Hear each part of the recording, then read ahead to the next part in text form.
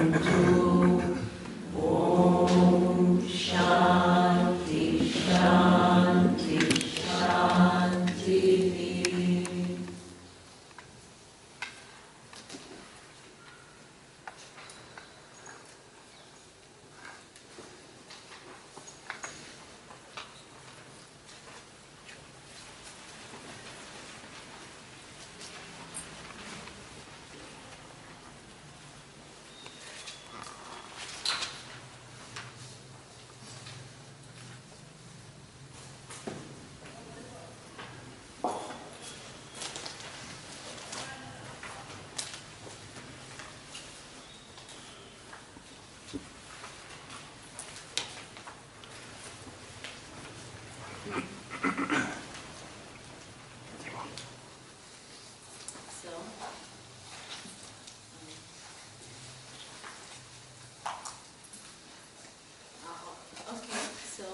Who will summarize for yesterday?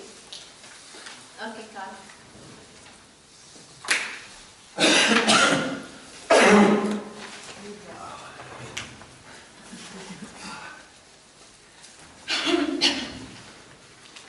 Okay, we have heard this beautiful story yesterday from the war between the Devas and the Asuras. And I make it briefly what it will show us. First thing, even Devas are Jivas with a much more refined body and mind, but they are still in ignorance. And so they approach with arrogance. Indra was coming with a different attitude, and this shows us how we can approach Brahmavidya with humbleness and with curiosity, not curiosity, asking questions. And the third thing is it shows us that even the Devas need an independent means of knowledge. So we need both things, Brahmavidya and Yoga Shastra. And this was a question of Arjuna. It's so difficult to master the mind. And Krishna was saying, yes, it's difficult, but with Abhyasa and Vairagya we can do it. Abhyasa means, when I was young, I loved to play football. And I tried hours and hours to stop the ball, and he was not jumping away, he was my friend. And you understand,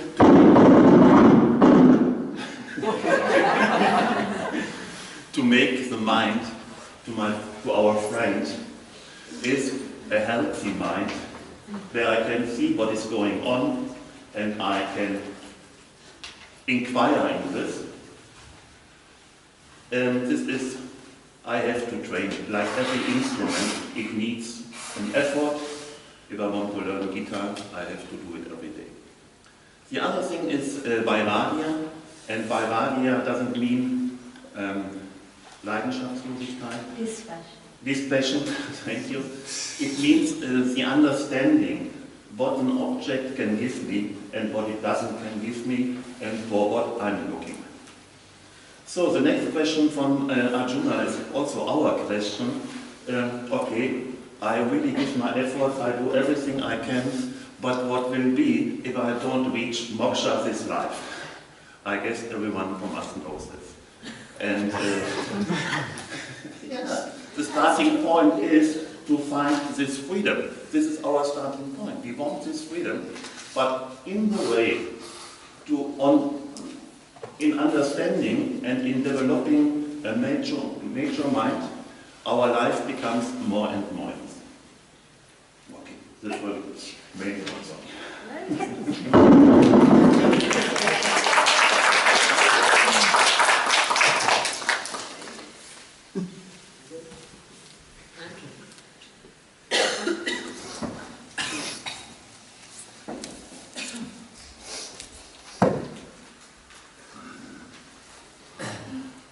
Where Agni and Vayu failed, at least for the time being, Indra got something right. So what happened?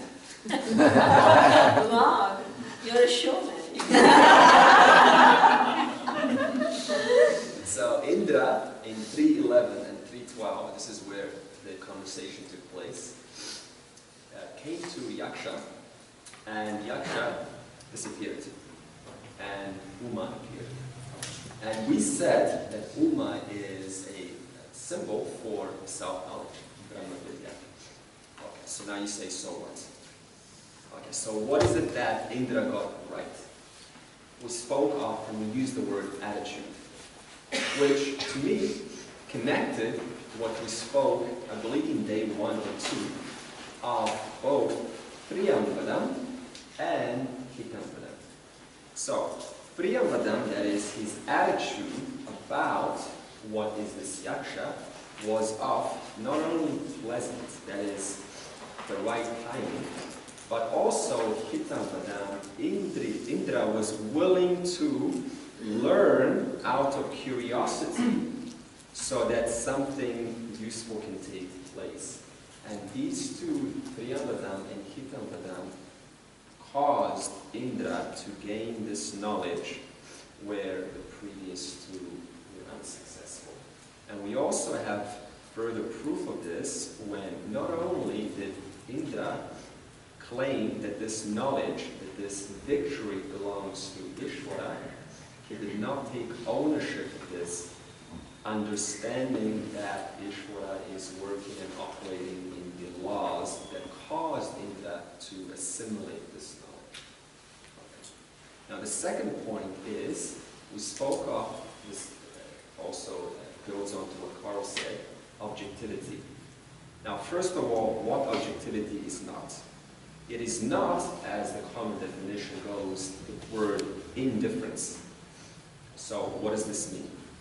We said that there is a lack of, at least the way I put it, tendency to color things in. So what does this mean? We use an example, for example, I'll just take money because we use this so we can all relate. We said, what's the difference between a distorted view of money and one in line with this objectivity? We said that knowing what this object, in this case money, can do and what it cannot do. In other words, not adding or coloring in it per my own likes and dislikes. Okay. And finally, we said that a yogi who is in past life born into a family of yogis will be born in a family of cleanliness. So this means that there will be a lot of vacuum cleaning, a lot of floor sweeping, anyway. So those 2 points are basically my summary. That for me meant something deep that I contemplated on. That's what I'm summarizing. Thank you.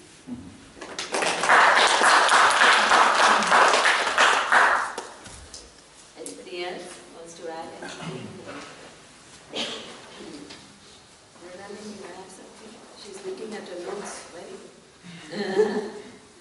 I was adding that. Next. Okay.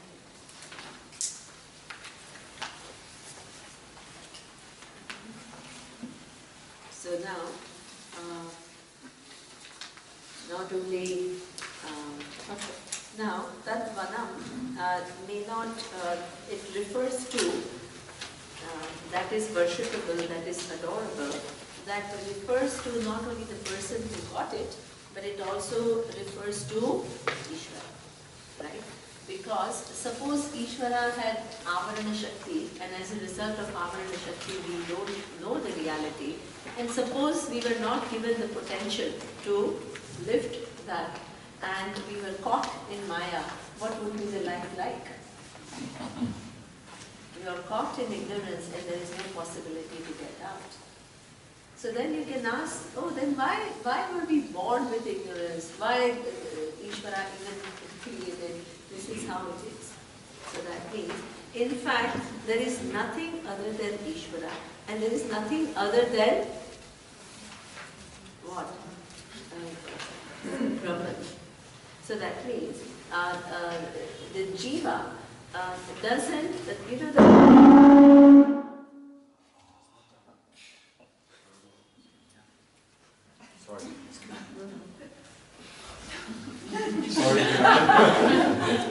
certain questions,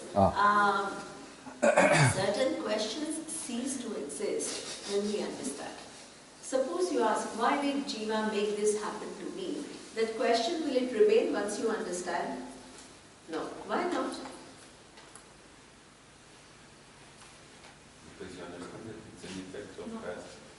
Because it's not the object of. See this, wonderful. See this question that why did Ishvara do this to me implies there are two entities.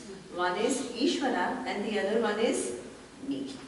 So then there is this big entity with all knowledge and all power which is making me suffer, right?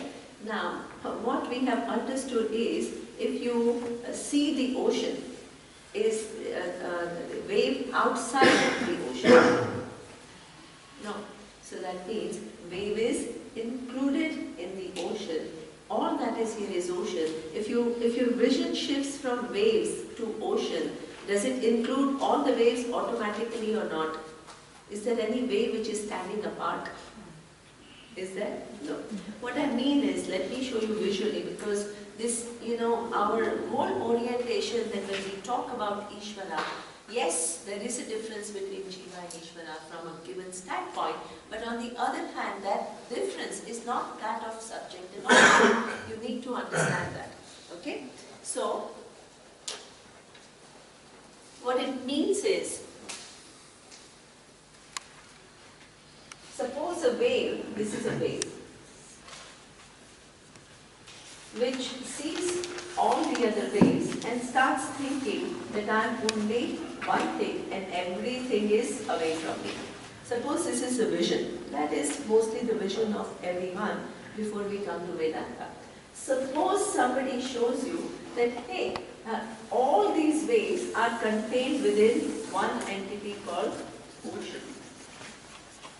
It is bigger than all the waves, in whose presence all the waves come and go, and by which all the waves are sustained, and when they go unto the ocean.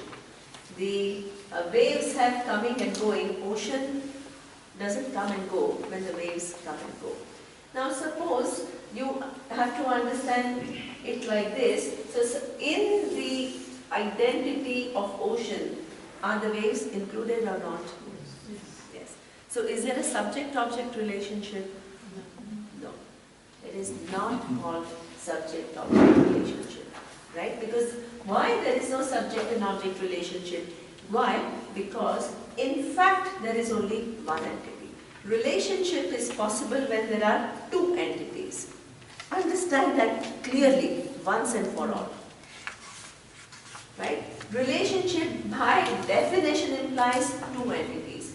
Here, show me any other entity other than the ocean. The problem is when I tell you that the wave, and at the same time, can the wave claim I am the ocean? No. Why? Because in this case, empirically, wave is only one form, whereas ocean refers to all forms of the past, of the present, and of the future. Do you understand that? Suppose your mind image creates this fact that I am this wave, and what Vedanta is talking about is a huge entity called ocean. And I am somehow separate from it. This is called object relationship. You try to objectify Ishvara as other than you. Do you understand? If this is the image that is created, in this image, how many entities are there?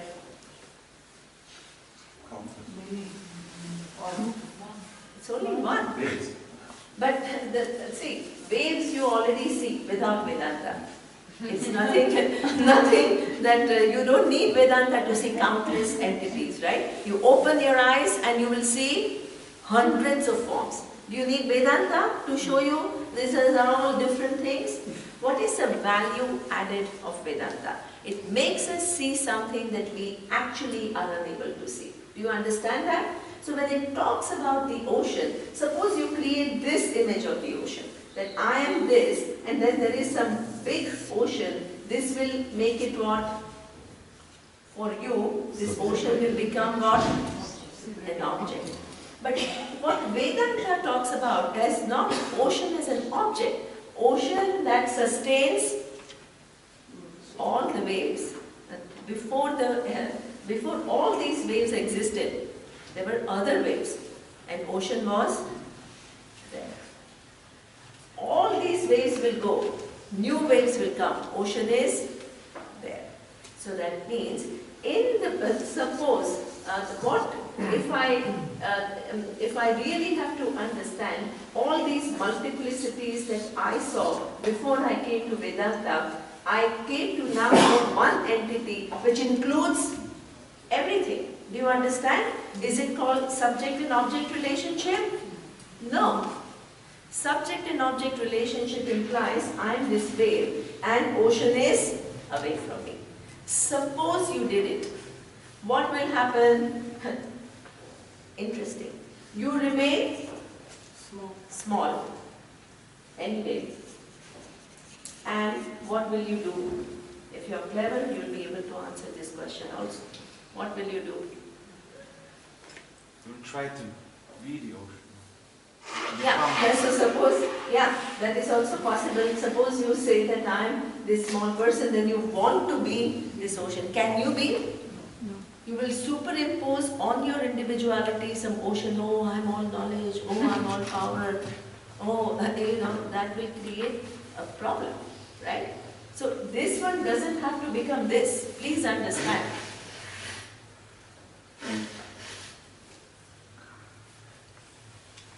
What we need to understand is the relationships. Yeah? Wave is in the ocean. Exactly. You are Wave part is of it. inside the ocean. Suppose you made it different. Suppose you made wave small and ocean, which is Ishvara, big. What will happen? Give me a logical problem with this. Sorry, could you repeat the question? It still becomes subject then. It still remains subject and object. Suppose when I talk about ocean, instead of understanding the relationship between wave and ocean in this way, you create this mental image, that I am the wave and this is the ocean which is away from me. What is the problem with this mental image? Separation. One problem with this mental image is separation. Helplessness. Your helplessness will still not go because you still remain very small, right? That is one thing. One is separation. The other one is what, suppose when I am talking about equation, then what Stefan is saying is, this wave will try to become the ocean, which in this lifetime, Not possible. not possible. Not possible. So you'll keep trying to be something which is impossible. You see what I mean? You are born with which upadhi? Alpajnaha, alpashaktiha. You have limited knowledge and you have limited power. If you, in this lifetime you want to become all knowledge and all power, that means what? Simultaneously you must know Romanian, you must know Croatian, you must know Chinese, you must know Russian, you must know, all these birthday songs. All of us would have been able to sing all the songs. That is what we mean by Sarvajna, means all the possible knowledge of everything is available to you in your brain. Is it possible at any given point in time? No. So that means you are not trying to become, the wave is not trying to become ocean, not at all. If this was the case, it is an act of becoming and not an act of knowing. Act of becoming is always going to give you limited results. All this has to shine in your buddhi as clear as daylight. These logics have to be absolutely clear. Only then you will be able to detect wrong mental images. Otherwise, your mind will keep on creating all confused images about reality. logical problem with this term? If you feel small and you see the ocean as big, you will do actions to become big. Yeah, that's exactly what Yeah. Stefan is kind of saying, you'll try to become big. No, I want to see logical problems. There's no possibility of oneness. There is no possibility. So that means, as I think who said this separation? Yeah, Susan. So that means that this separation is real, so there is no possibility of being one. The second thing is what? That you try to become, which is an impossibility. What is the third? Who can detect the logical problem? Does it make Ishvara limited? Excellent. This is what I'm looking for. Please understand this. This is a huge logical problem with it. Tibor, say it loud. This is a logical problem. Then, If they separate that, if the wave makes Ishvara not limitless, because it's basically limited by the wave which is separate. do you understand that? Yes. Even if, suppose, you are got limited knowledge and limited power, highly limited.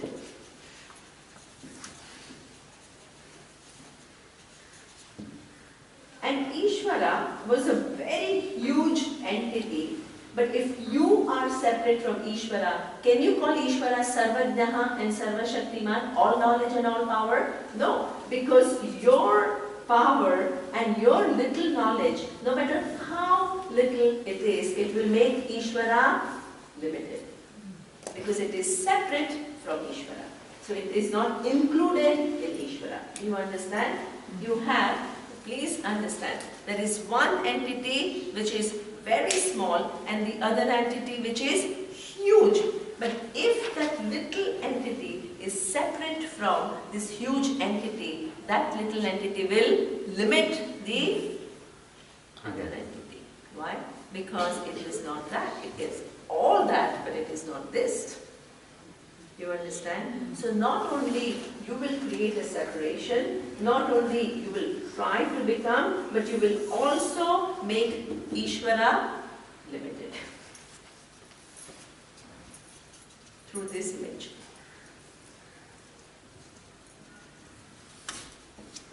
Then your mind, with all these confusions, still want to understand oneness. You can imagine the order of confusion. Retaining all these images, you are still trying to get to oneness. What will happen? Is it possible? So many confusions at so many levels and you don't even see the problems with that. And then on that you want to superimpose oneness.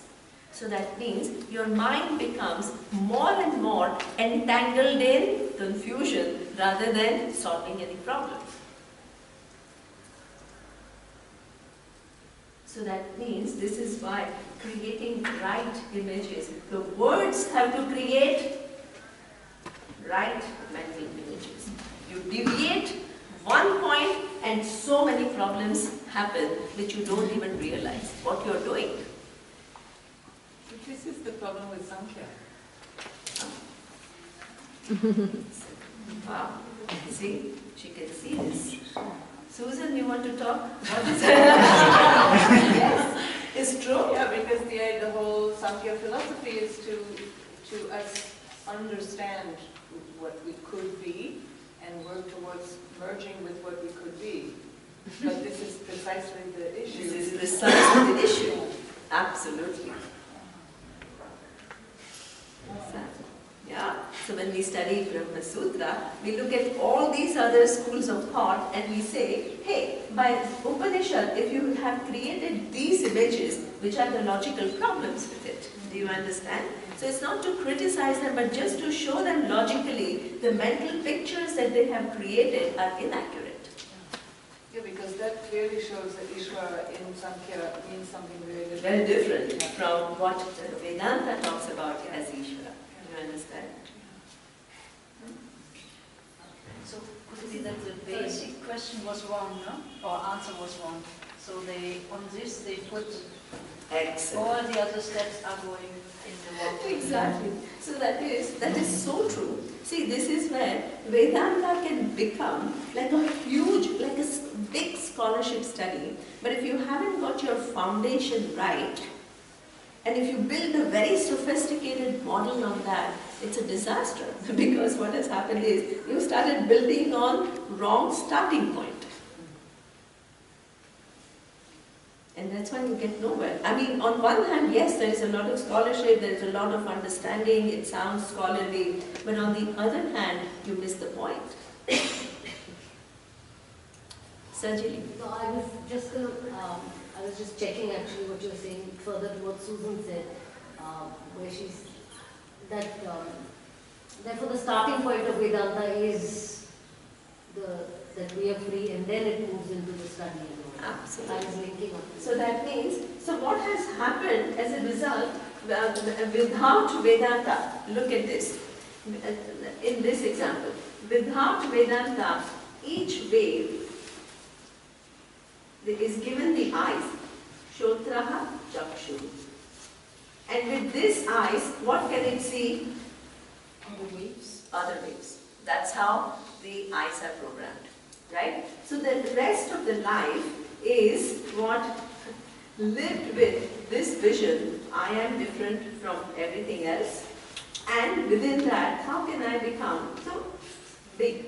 Because now, when I look at all these, I remain small, so how can I become big? And I keep doing things in this world to become big. Now, Vedanta tells you, hey, this smallness is due to a problem of ignorance, because you only have a partial vision of reality. You don't have the total vision of reality. So now this wave is made to see the presence of ocean. Is it a new entity that Vedanta is bringing about? No. It's not a new entity. It's not like this new entity. It is what? The wave is already one of the manifestations of the ocean. Already. And the second wave is also one of the manifestations of the ocean. All the waves of the past, all the waves of the present, and all the waves of the future, whether you know them in detail or you don't know them in detail, they are contained within one entity. So that means, when you see many, what has first Vedanta done is show you one entity which includes all entities. It's not subject and object relationship. If it was subject and object relationship, it will become, this is the mental image. Subject is different from object. You understand? Then, what Vedanta, in the presence of, suppose a wave begins to understand. Now suppose this wave wants to see ocean like one of the waves. Is it possible? No. Impossible. It cannot be objectified. Because if you try to objectify it, what will you do? You will make it into one of the objects. But just because you cannot objectify, does it mean ocean doesn't exist? No. Right? So Vedanta shows you the presence of ocean. When you begin to understand the presence of ocean, your relationship with all the waves and your interaction with all the waves will begin to change. Why? Because we're no longer trusting our perception rather our knowledge. So it's actually, wave will never, the perception of the wave will never change, but we only learn to trust our knowledge rather than our perception. Okay. So that means the perception, Bio has a technical, it's wonderful. What he's saying is that your eyes, they provide a data. What the perception? He's calling it perception. And what is the perception? The perception is that of many. So we live in this world as there are many entities and I am only one of them.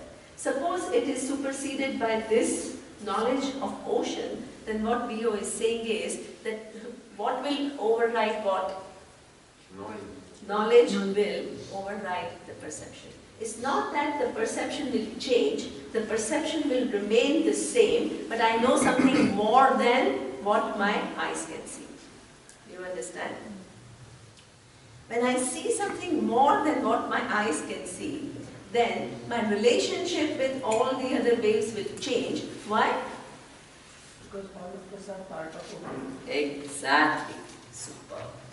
Each one of us at this level are part of the whole ocean.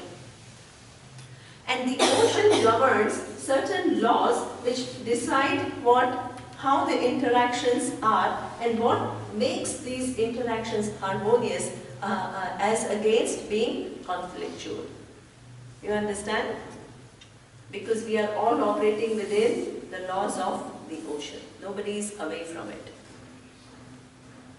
So that means my interaction will change because as Vio is saying that instead of I relying more on perception and trying to change my perception, my whole thought processes move towards understanding. That is a nice observation. The other thing that Dr. Vijaya is saying is that you will understand that we are all part of one part of a big whole. And that within that whole are all the laws of interaction. So each one, how we interact. Suppose I interact as I'm separate from everything else, what will happen is, in that interaction there is some distortion, and that distortion not only creates disharmony at the whole level, but it also, there is a feedback system which also creates disharmony in myself. You understand? This is the organization. So that means more and more your buddhi will try to align to the existing dharmas, existing rules of interaction, and because you understand that by not doing it, I create disharmony at a larger level, and I also bring conflict in my own life. It's a bad bargain. So my interaction with the world begins to change. You understand? Aligning to dharma becomes indispensable, not only for the greater harmony, but also for my life. Dharma are all the laws, different laws of the universe. Once that maturity takes place, then what happens, all the other, I can understand that this way is what it is because of certain reasons which are within the laws of the ocean. So I'm not angry, I can understand, and I can do things. So a lot of things begin to happen here. Ultimately, there is a third reality that the Upanishads reveal. And what is that? Water. Right? So that means there are, not only each wave is contained within the ocean, but the oceans, please understand, the ocean's reality itself is water. And because it is ocean's reality, please understand very well, and the ocean is all that is here, wherever this is part of the ocean, wherever there is ocean, there is water. Understand this. You are also there is water. Exactly. Do you understand? Because you are first, see how ingenious method. First you are told there is ocean. Now ocean is where? It is everywhere. Wherever there is ocean, there is its truth, which is water. So any entity which is part of the ocean, when you begin to look at it, you will find it is part of the ocean, and wherever there is ocean, there is its truth, which is water.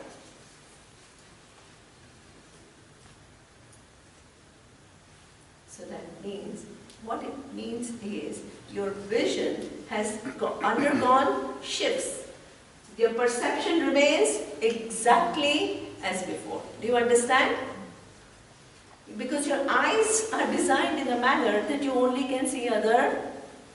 This is why you need an independent means of knowledge. Whether you are this little wave, which is a human being, or a big wave called Deva, they are all within Ishvara.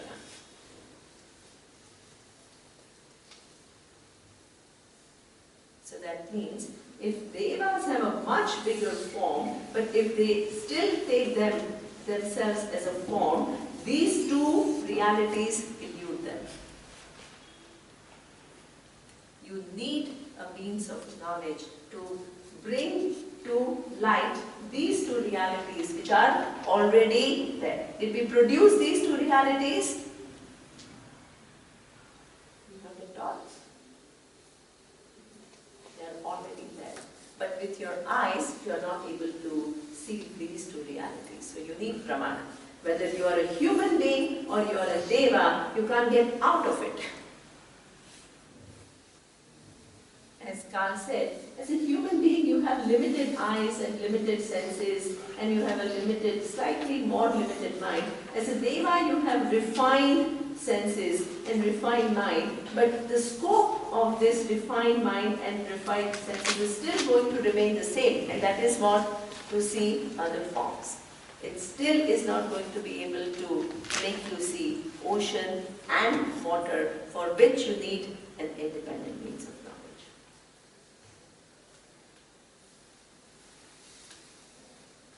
So, Surya. You want to continue on that? Because I have a question from this which is to link. Okay. So let's assume now that you don't shift in this. So she said the first step is this ocean. The wave is part of the ocean. And then since the truth of the ocean is the water, then since you are part of this ocean, then your truth also is water. No boundaries. Now imagine now, like some modern Vedanta, pseudo or neo-Vedanta are doing, you bypass Ishvara. So what will happen? Let's see graphically. Let's see. That's very interesting. Very interesting what he's asking. Graphically, can somebody draw the graph? If you... The dualism stays. The wave is looking at The only There difference I is, can see there is is the water and there is the wave is dependent on the ocean. Yeah. But the ocean is not dependent on the Yeah. That is the Absolutely, and yet absolutely. you are At every level, there is a Satya-Mithya That is relationship. Please understand, at every level, as Ashok is rightly saying, the waves entirely depend upon the ocean for its existence. Ocean doesn't depend upon wave for its existence. The ocean depends upon water for its existence. Water doesn't depend upon wave for ocean for its existence. That's why you can find water in your tap. If it depended upon ocean for its existence, you'll only find it in the ocean. You will not have this beautiful Ganga. Do you understand? You understand the relationship? In the ocean, you cannot have the ocean entity called ocean without water. But water you can find in your tap, in your bathroom. It doesn't need the ocean. Can we come back to the question? Yeah. Yeah. I was thinking then the wave is still separate from the other waves. So the wave will see like I am water and there's water. It's not possible because there's no ocean. It's not. So you remain in separation. The wave that is driven to become just water and the differences. Yeah. In the mind of that wave will try to reduce the differences because it makes all to water. It's like with the globe, we see the same thing, but we know that the Earth it is a globe, so nothing changed in our perception of the things. We know that we are all part of this, and this wave has to fool its perception. The wave has to fool its perception and deny the waveness and see only water. Yeah. That will again become what? Imagine. So delusionary. Because everybody begins, or suppose I feel as though I have to see water everywhere, and if I'm in denial of the presence of wave, what will happen to me? What will happen to my interaction with the world? I don't see the differences where there are empirical differences. It is Ishvara that accounts for all the differences Yes, and manifestations absolutely. in Jiva. So if you Absolutely. have no Ishvara, you have no differences and manifestations. It's not possible. How you cannot bypass Ishvara? Yeah, how you cannot bypass Ishvara in Vedanta. What would happen, getting back to the question, what would happen is the individual, the wave will superimpose atyasa, the water, onto everyone, while discarding the differences. In other words, living in denial, partial knowledge, and this will cause subtle inner conflict. Exactly, and that's exactly, I think, what Anna was talking about, that you're in denial of the empirical differences, right? And you try to see only water, and you're in denial of the forms. That. And then you also tend to believe in, kind of random, because you ignore the laws, and so then you get vulnerable to all kinds of funny ideas. Okay, what is very interesting is that means that there are differences in forms, and you don't ask why there are differences in forms. So you just kind of say, oh no, everything is water, and why there are differences in forms, all that I don't need to ask. So what you will miss is the order which describes the reasons for the differences. This is very important also. Very, very important. Very important. What she's saying, this is how Vedanta is seen by them, and that's why they miss it. Really, very deeply they miss it. And the idea of oneness disappears. The duality remains because of this, because you feel yourself separate. No. What she's saying is, suppose what Surya's question was an interesting one. Each wave is like this, right? And without bringing in Ishvara, they are trying all to understand that I am water and live from that reality. Oh, I'm water, I'm water, I'm water. So what are the problems with that? Is that your question, Yes, Surya? very much. Yeah. So, what all did we already see? She made excellent points. What Anna said is, suppose you want to see water everywhere, the only way, without bringing in Ishvara, you can see water everywhere is what?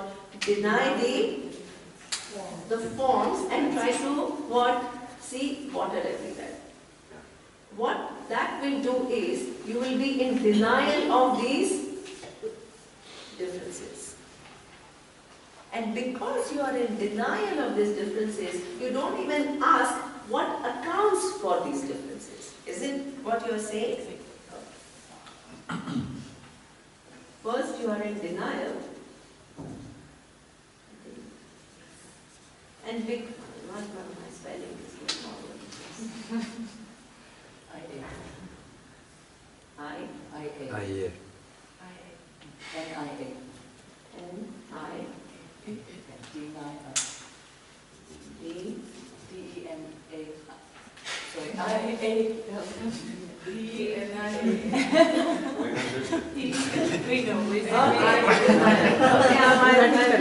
My thing is so much in Sanskrit, my English is going all over. You are in denial. So I'm not Sarvajna. I'm not claiming to be all knowledge and all power. Right? So what she's saying is, because you are even denial in this of these differences of form, because you want to create an artificial, oh, everything is water, everything is water, everything is water, then you don't even want to inquire into what actually accounts for these differences and what governs the interaction of these differences.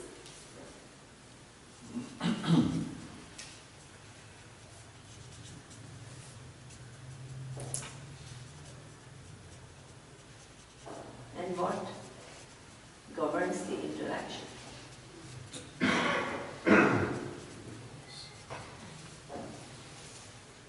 All your maturity is in understanding what governs the interaction, which is the laws. What accounts for the differences is this, the knowledge which actually is infallible. It's not randomly things have just appeared different for no reason, right? So this also will make you see infallibility of Ishvara. Nobody is given goodies for no reason, and nobody is made to suffer for no reason. Here you will begin to what? See the laws and then try to align to them. Here you will see infallibility, in which will come what? The trust. In which will come the wonder. And without denying all of this, you will see what? Oneness. But in the other case, there is all these, it's a problematic thing, because you are creating some artificial vision of, oh, everything is just water, and you are in denial of all these dynamics, which are there. You really can say this is all intellectual. It stays on this. No. See, in that intellectual, there is error in this intellectual thing. What you have to see is, it's not like it's right, but it's intellectual. There is an error in understanding. It's not called intellectual. It is called error in understanding. Not knowing it. It's not called intellectual knowledge. It's called error, not knowing. Yes, tell me. See, when you understand reality differently than what it is, it's not called intellectual understanding. Yeah, but you can't bring this in your life. If you think I am water, and these are all water. You can't really live this. This is right. You have only the idea and have to, I don't know how to... No, but some people are living it. And I will go further. There is one point which is big. Here, maybe you are getting it. Go ahead. Yeah. I met many people in the spiritual path, and they were saying this. I met some Neo-Advaita teacher. And if there are no laws, then you cannot do anything to get it. And people were saying, it doesn't matter if I meditate or so, it's random. There is no laws, and I cannot, if moksha is happening or not, it's not in my hand, I know. And you don't even know how to, exactly. Yeah. No, it's random. See, Margarita, what Yuta is saying, I would like to put it slightly differently. I know what she means. What I would try to say is, if your vision of reality is not accurate, it will not serve you. I think this is what she's trying to say. Here you have made a major mistake in not seeing an entity which is there and not seeing different relationships that exist. It will not serve you in your decision making, in your living your day-to-day life. You understand? But it is an erroneous understanding because you have not understood it clearly. So therefore, when it comes to your interaction with the world, you are at a loss. You don't know how to use this mental picture that you have created of realities, which is not even a real picture, how you can use that erroneous mental picture to serve you in your day-to-day living. If everything is just awareness, what is there to do? Where is the decision making? Where is the resilience? Where is the everything becomes redundant. Is it clear what I'm saying? Yeah. It's I remember you saying that people say, "Oh, Vedanta is all about intellectual." Could be that they have contact with these ideas of what Vedanta is. So. Huh? Yeah, I will tell you, it's not just an idea. God had something to say? I have said that if we bypass Ishvara, everything becomes random. And we cannot do anything. Surya, you want something to say finally? I'm leaving. Yeah, just one thing finally, which is, see, the denial is very interesting because not acknowledging the presence of the total in Ishvara means there is only awareness. Okay, so it means that whenever something is happening, how do you interpret your experience? Hey, I am awareness. I am unaffected by anything. Anyway, this is nothing. Hey, and I am untouched. You look at this. I mean, look at the danger in that. And you're flying, as Neema is saying, in some awareness. So it's not just an idea. You're living by that, and because you have no other way to account for your experience. And you have to withdraw into this so-called awareness which is not affected by anything. And imagine, yeah, it's all over, right? It's a very interesting way of looking at the whole thing. So that was my just. Yeah. Constantly trying to change our experience.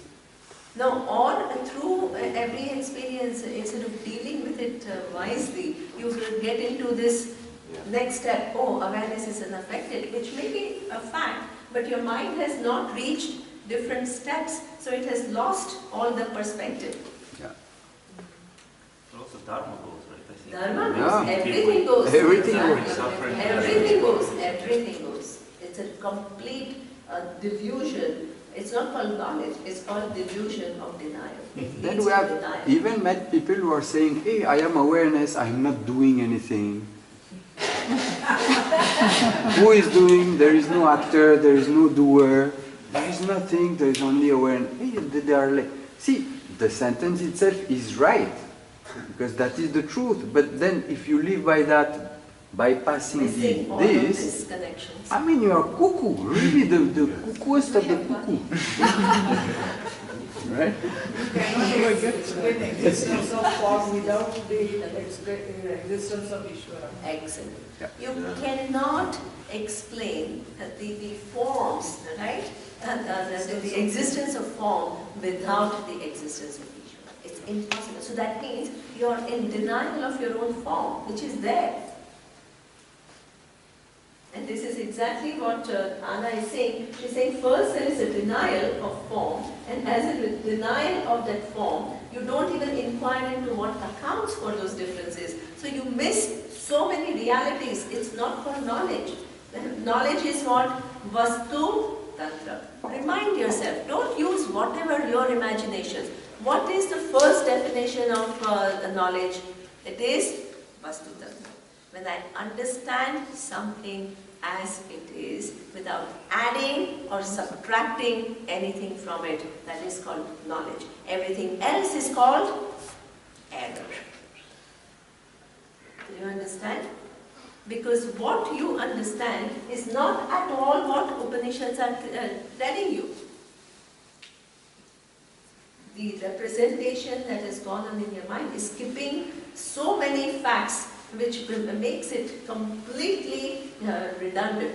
Just flying with ideas, that is called flying with ideas, which are totally not deep-rooted. It is like me pretending, it's exactly like me pretending, oh, E is equal to mc square, yeah, sure, I understand it completely. Oh, energy is transforming into matter and matter is transforming into energy. So what's the difference between me and a scientist who spends 10 years trying to learn it?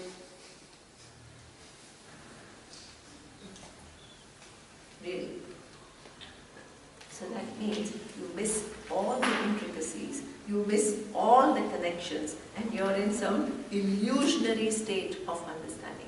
Any scientist stands in front of you and asks you one question, all your fluffy E is equal to mc square will go down the drain. Because it's all very superficial. It's not called knowledge.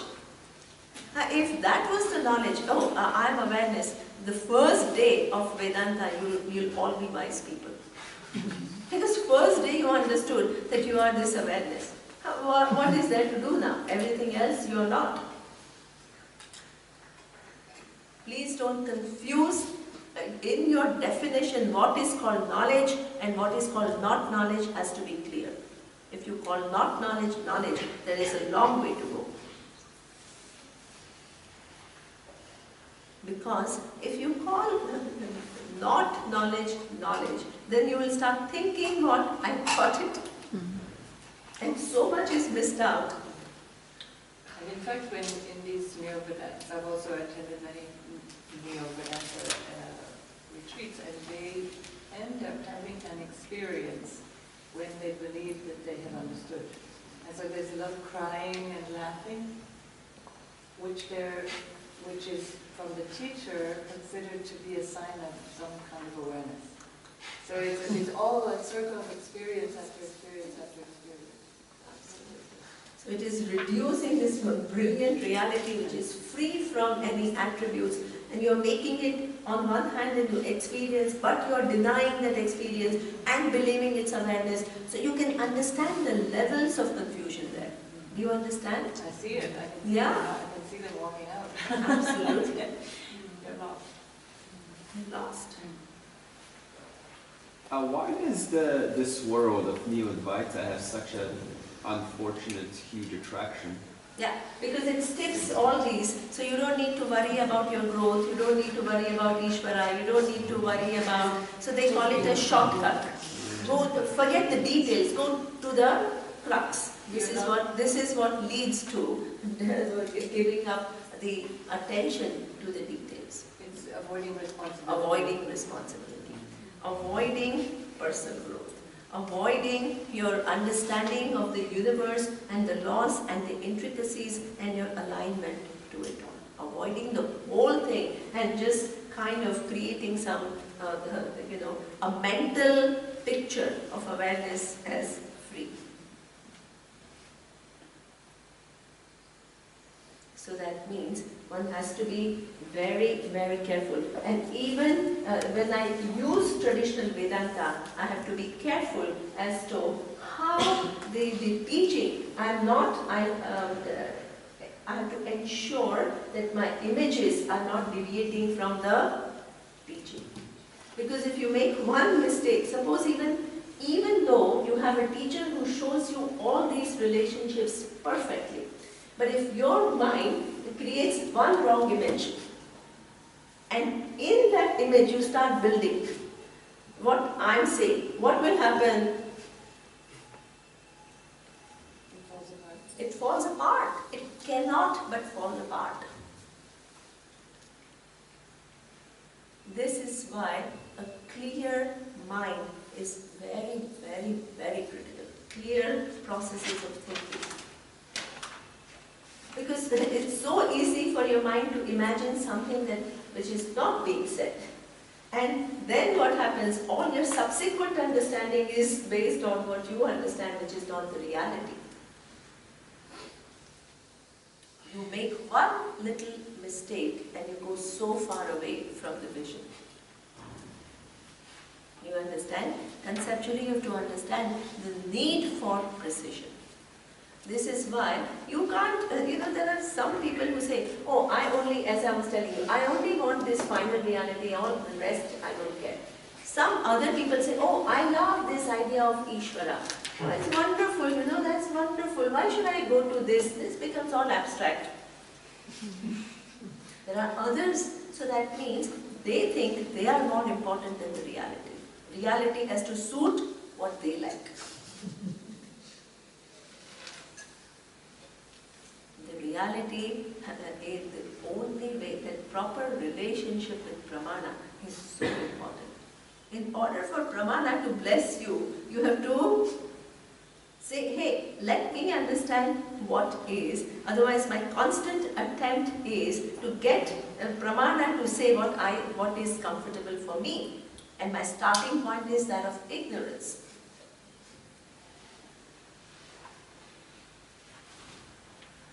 So therefore, if that happens, what will happen is, suppose you say, no, I love this idea of Ishvara, I'm a religious one. I just want to stop here, this is all why. So then what will happen is, Ishvara himself is explaining or understands one's true nature to be water. And explains that I am this, and because I am this, and these two are everywhere. What will happen? You will end at one appearance, which is you are this, and Ishvara is this, and that's it. You are part of the whole. Vishishta Advaita. These are philosophies. Please understand. If you don't go to water level, do you understand? They stop there. What is the consequence? The consequences are huge. Who are you? Small. And what is Ishvara? Big. Where is the identity? Identity is only in form of what? You are a small, insignificant part of a huge entity. Is that what Vedanta is talking about? Hey, what are the consequences from highly finite to infinity is the consequence. This is where we go wrong with regards to how we treat the environment and animals because of this misunderstanding of smallness. And then we don't include the rest of who we are in the Exactly. So that means the first level is, there is an ocean which is like Vishishtadvaita, right? That I am, and not only I am, but everything else is part of the whole. But then you move to the next step. Because Ishvara itself is saying, hey, I am nothing but water. But if you don't want to accept that, then you are stuck at this level. I am a wave and Ishvara is the ocean. I am small and Ishvara is big. It contains me and everybody else. But what is my self-identity? Still small, but at least slightly better because it is part of Ishvara. Then you will probably have a subject-object relationship between Ishvara and No, yourself. subject-object would become, because they understand that there is, that is why we call it Advaita. Okay. Please understand that philosophy, which is Vishishta Advaita, they don't say there are two. It's not subject-object. This wave doesn't think that I am the wave and this is Ishvara. The wave says I am one part and I am contained within the whole. So that means, for them, how many entities are there? Only ocean. Do they see So Ishvara? that's why it is Advaita, non-dual. Why non-dual? Because before you thought that waves are just hanging like that, now you come to one entity which is the ocean, which contains them all, so that becomes Advaita, non-duality. Because in reality there is only one entity which includes everything else. But in that, who do you remain? Your identity. Only a wave. If you don't bring water into the picture. So that means, then what will happen is, you will think, I am this little wave and Ishvara is what? The whole ocean. This is called Vishishta Advaita philosophy. What is Vishishta Advaita? Each one of us are separate, but we are all contained in one Ishvara. But in terms of our interpretation, we will always think ourselves as a wave within Ishvara, so there is still a certain degree of separateness, instead of understanding that it's all. Yeah, so that means only one entity here. So what I am saying is, please understand, if I don't use the pramana all the way, if I myself say I am comfortable here, what will happen is the whole vision, the pramana cannot convey to me. Because I stop at a point which is really not the reality. I have stopped somewhere in between. Do you understand? Yeah, sure. You missed the Satya-Mithya. And you miss Satya-Mithya relationship also. That's true. That's when You you don't ask what realize is this all knowledge and all power, where does it rest on? Right? And there is this one reality awareness which is right now present, which we miss, and that is also present here. So that means, in one vision, if you create the whole of, Brahma Sutra is about that. They are all Vedikas, they are all listening to Vedas, and they are creating different mental images. And each one discusses with the other to show that if you have created a wrong image, what are the logical fallacies? So please don't call everything a knowledge. It's not called knowledge. When you haven't understood all these relationships accurately, it is not called knowledge. It is called either erroneous notion or it is growing clarity. If you are trying to get to it, it's called growing clarity. And the relationship with pramana here is very, very important, because if you want pramana to please you, you will necessarily twist everything. Because your vision of what you like and what you dislike is within avidya or not? It is avidya. So you want to take yourself out of that avidya. You need pramana to make you see something that you can't see. So if you want to manipulate pramana to suit yourself, the starting point is wrong.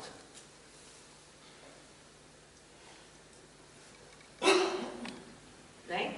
So all this is something. Now let's look at the next verse. The next verse is beautiful because it is very indicative. The indicative verse is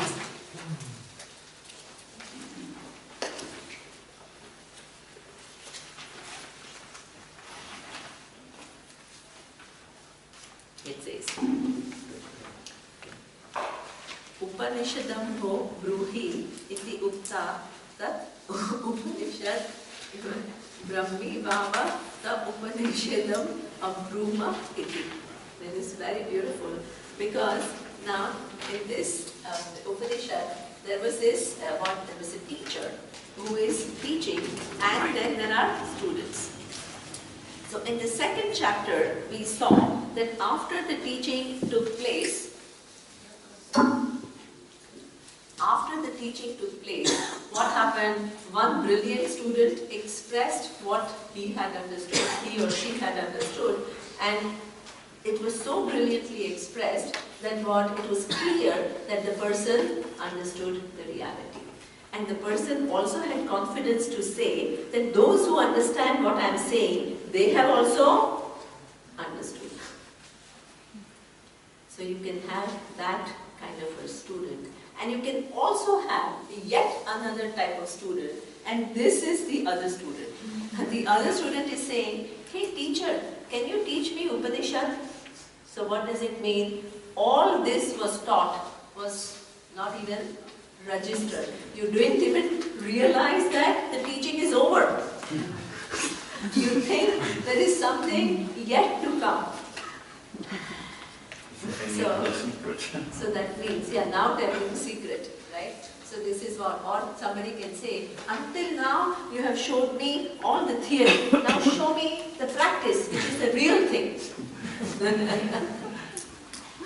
So that means, what have you understood? What have you understood anymore? So that means, now continue study. Please hear a little bit more about what I'm talking about, right? So this is what the teacher says. The teacher is very kind. The teacher is not critical.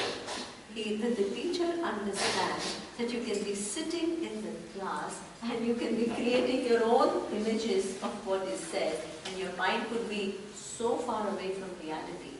And because it is so far away from reality, it may seem to you as though, oh, the real teaching is still going to come.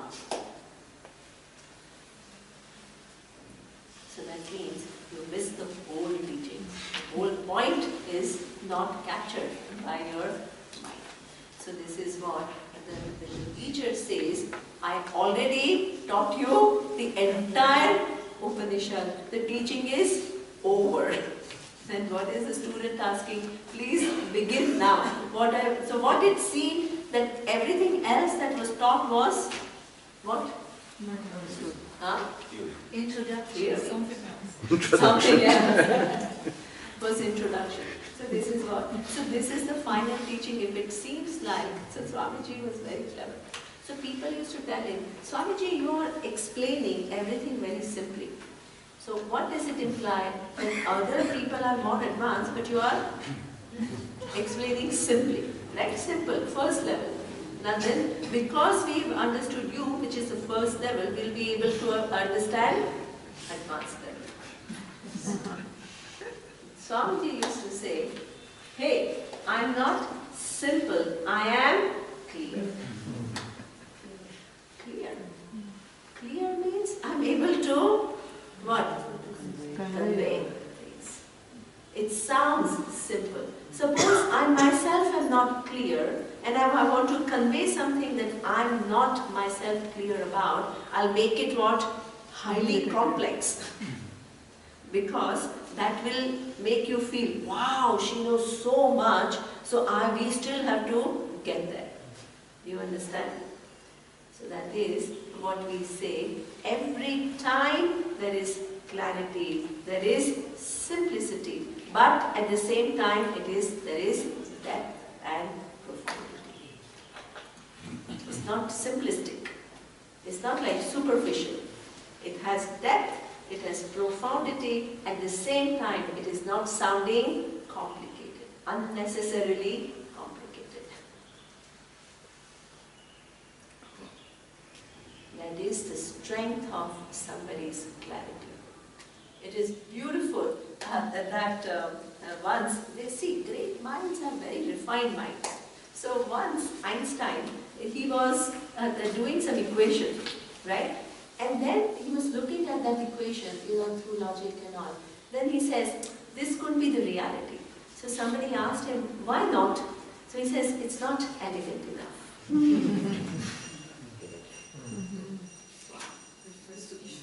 Refers to Ishvara.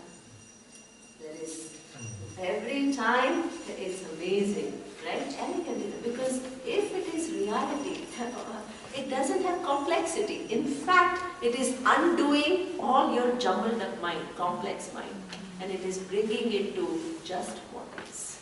It's a great parable of a wonderful teacher who was sought by so many people, and this young seeker was looking so hard for a great teacher, and he found out that his teacher was there but on the other side of the riverbank. So he kept walking, trying to find this great teacher, and he finally came across, but he was so far across a really big river like the Ganga. And he screamed across the river, Guruji, I want to cross the river, but how can I get to the other side? And the Guru replied, you are on the other side.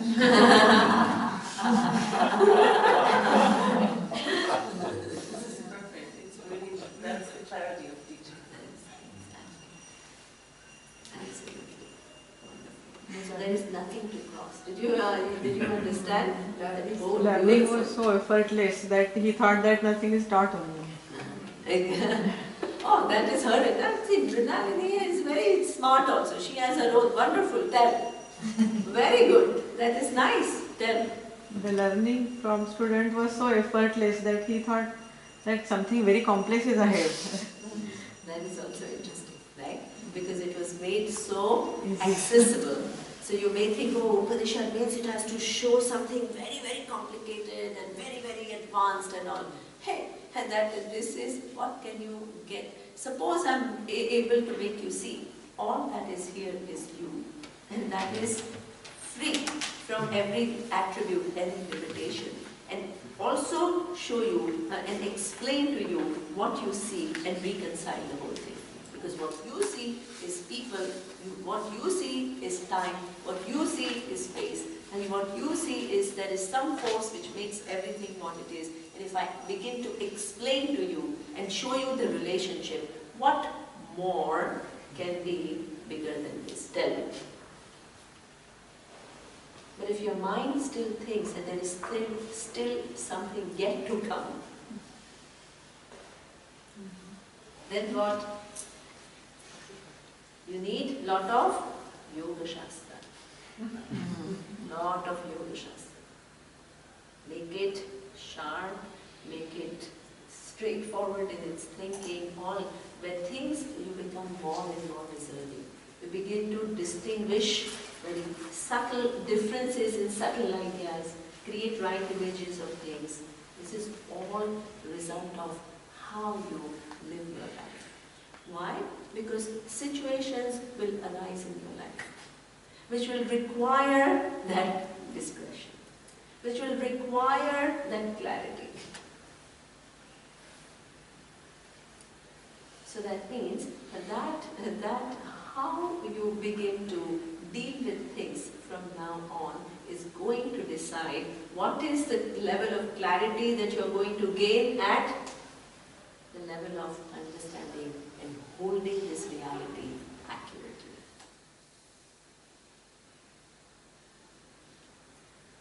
So that means that I hope that you recognize that this is not the basic level of force. If you understood everything that I said accurately, it is sufficient to make you a wise person. Really, and I mean it. There is nothing which is held back. There is nothing which is not, as somebody said, do you still have things under your cart? Of course I have many things, but not in terms of the vision. Vision is absolutely clear. Methodologies to communicate this vision are many. This is why you have many different Upanishads. Methodologies could differ. I can bring something which you had not heard of before in terms of methodology, but not in terms of the vision. You have to understand that. So therefore, so this is hopefully not your question, which is what now teach me.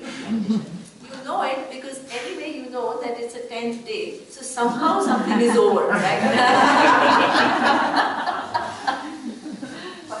It's gone by inference, exactly, that is not beginning, right? So that's what you know. So that is what it says, that what, and then the teacher very quietly and compassionately says, okay, I've already taught you, now think about it, right? Be honest, would you cry if we said that to you? Well, I would pray to Ishvara,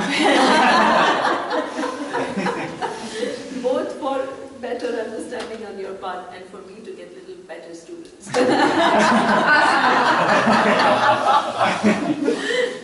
Both, so it's a win-win situation. It's really like one sustains the other. If you don't have vision, you can't work with the laws, and if you don't work with the laws, you can't get the vision. Wonderful. Exactly. It's together. It's together. You can't separate the two. This is why the whole teaching includes both, right? It keeps coming back and forth, back and forth, back and forth. Why? Because it understands that they are both interrelated. Absolutely. So suppose I first tell you, right, that okay, first let's do only growth. But unless you have your vision shifts to oneness, how will your growth will go only as far as becoming slightly more psychologically mature. That you can do.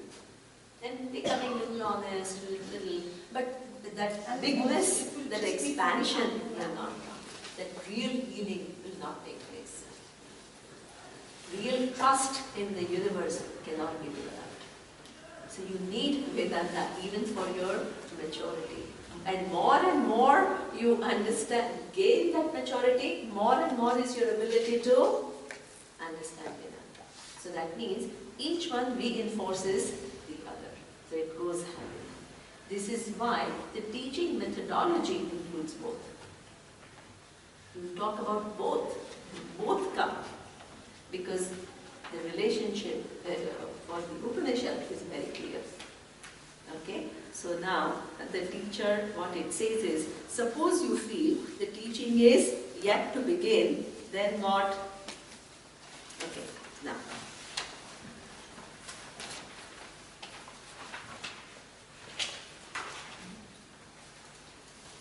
Okay, so Upanishadam Grudi. Next, here he says, Tasyai, exactly what Shona is saying, Tasyai tapaha tamaha karma iti pratishtha vedaha sarvangani satyam ayatanam. That self-discipline. Suppose you feel as though what the teaching is yet to begin. These are just the primary steps. Then what it says is, you need to work on your self. What kind of a self? Self-discipline. Certain discipline, tapas. Tata, but. So now, Timur is interested. Either he wants knowledge or he wants punya. That's it. So he helps everyone. He helps everyone. He says, yeah, now I'm going to get punya. He's so nice to everyone. Anybody wants any favor, go to Timur. When his plates washed or something. So that is, yes, exactly. So that means certain tapas is required because it has connection to self-knowledge. It prepares you for self-knowledge. Damaha. What is Damaha? Shama and Dama. So there is what Dama is. The situations when they arise, it may evoke certain emotions in you, but your ability to do what needs to be done. That is what we call Dama. You don't go with your feelings because your feelings do have a strength. Don't think that they are all weak feelings.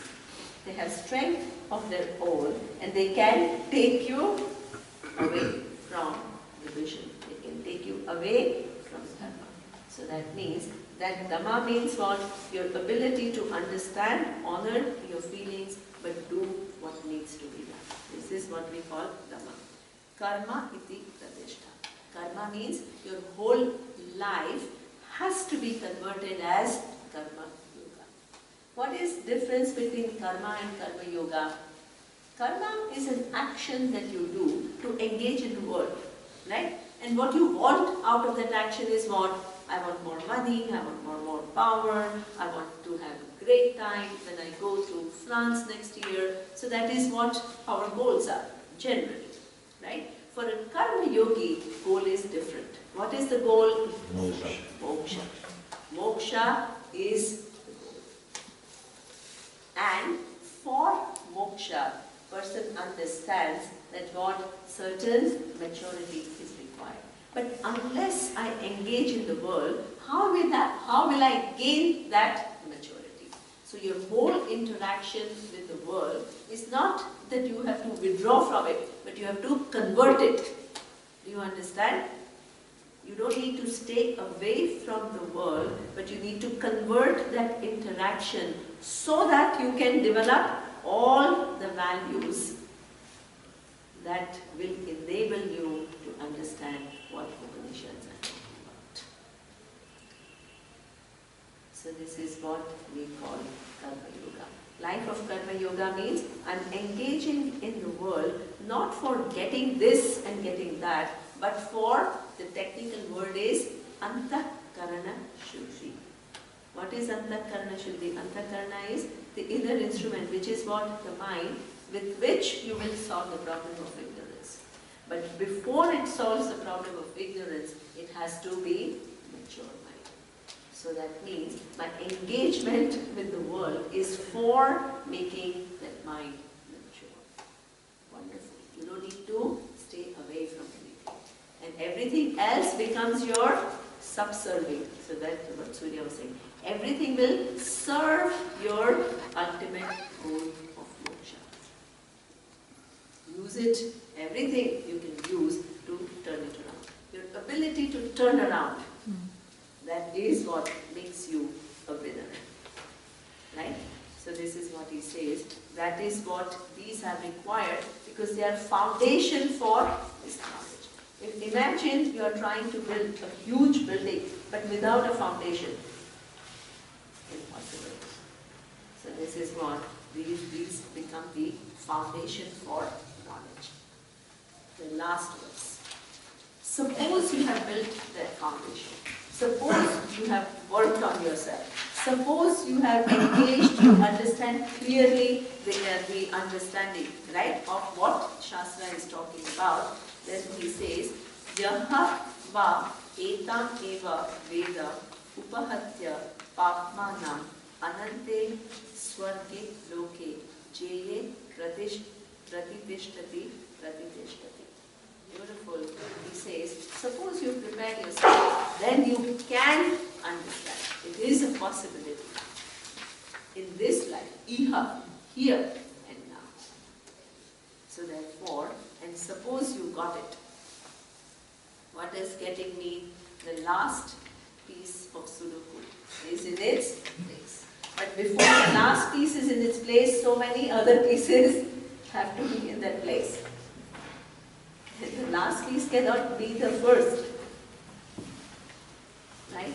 So if everything is in its place, then what papmanam upahatya, what all these punya and papa. What is punya and papa? Punya is defined as unseen result of appropriate action. And what is papa? unseen result of inappropriate action. And that account continues over lifetimes. So that entire account, in one shot it is cleared. Why? Because there's no entity in it. Excellent. As Shona said, there is no entity remaining to claim that punya is papa. That entity in this lifetime has understood what itself to be in reality Satya which is attribute free, which has never performed any action in the first place. Where will this karma stick? Karma has no place to stick.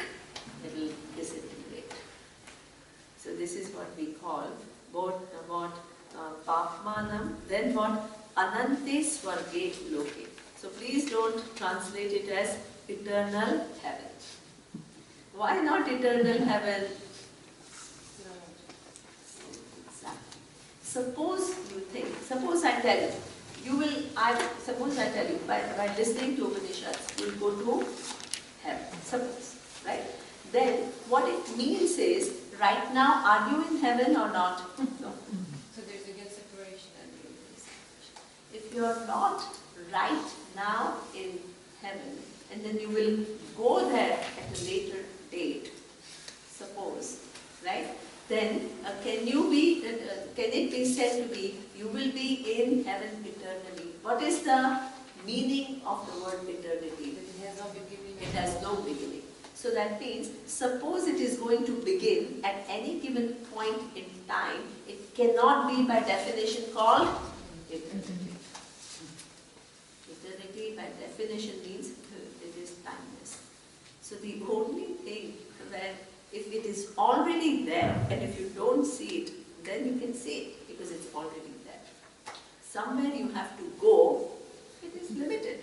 It may be desirable, becoming Deva, celestial being, may be desirable, but it cannot be confused with limitlessness, because it is the result of the effort that you make, then you will get result for it. It is finite in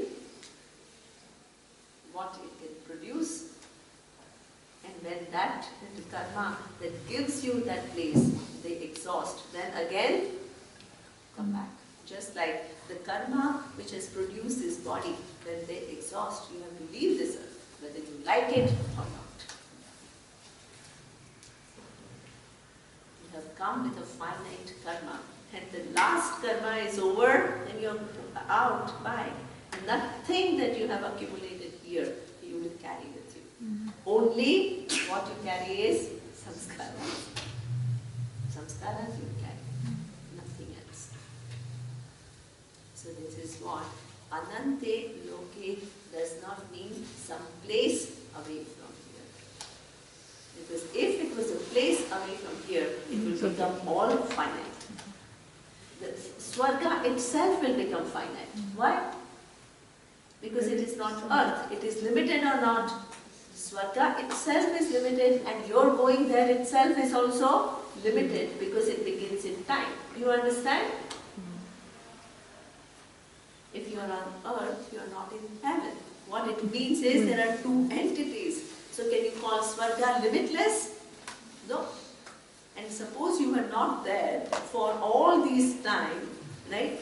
How old is the creation? 7 billion? What, 14 billion? 14 billion. So you are not there, now you are going to go there. It is called limitless? No. Neither heaven is limitless, nor your going is limitless. So therefore, we are talking about something which is always there. So with assimilation of this knowledge, you are already in so-called Swarga. Exactly. So that means, because there is a conversion of experiences. The same experiences which made you feel small, helpless, which made you loaded with all kinds of burden, the same experiences you use to free yourself from it with the light of knowledge. And when you do that, this itself becomes pleasurable, wonderful. And when it becomes pleasurable for you, then the final reality is piece of cake. is what the Upanishads are. So, this is what he says. The result is what? Pratiteshtati, pratiteshtati. Once you have understood, nothing can take away that understanding from you. So, what will take you away from yourself if you have really understood? Tell me. Only your ignorance can take you away. So it can do things which are impossible actually. Nothing else. So, pratiteshtati, pratiteshtati. Therefore, this whole artificiality about staying in the vision, that itself will go away. Why? Because what is the understanding? I'm already there and I'm never changeable. What is it that I have to try to do so much so that I stay there? That itself is a wrong orientation. That is means the whole paradigm shifts for the person. So this is what is Upanishad. So that comes now. Finished Upanishad also, right? So it's all over. Now we Ma'am, can see. in this analogy of ocean, waves, when wave is dying, wave shouldn't think that I am dying. I am getting converted again in some other way. Means when I am dying, yes, I shouldn't get afraid of dying or afraid of getting over. Yeah. I'll be coming in other forms. So yes. Wonderful. So that means if the knowledge has not taken place, then what will happen? From that form, I will change to some other form. But if the knowledge has taken place, then what? I'm water, which never comes and goes. Do you understand? Until the knowledge takes place, I take yet another form. Do you understand? So fear of death also will not be there. Exactly. Fear of death relatively goes when you understand this knowledge and say, like Arjuna's question, if I have understood the reality, I will take yet another form. But that form will be a conducive form. Shuchi na Srimatam Dehe Yoga Brashtaha Abhijayate Athava Yogi Nameva Ule Bhavati Shri Dhimata. Yeah? So I'll get not only birth, but I'll get a great birth. Wonderful. So better to die. No, better use your time to know this reality. And you also know that. Enjoy the still life. See, if you haven't finished your growth, then next time again you have to go through that growth. So you might as well finish it now, right? Even if the wave dies, it never goes out of the ocean. It's something like the ocean is there. Yeah, sure. About that, And even the form, as she says, even the next form will come. Right? The karma will bring next form. That's it. Okay. What is the last verse? There's one more line here. Is it a prayer? Oh, same prayer we say, no? The same prayer as the first prayer. So we will chant that. Okay. Wow, nobody wants to miss even one line. Oh.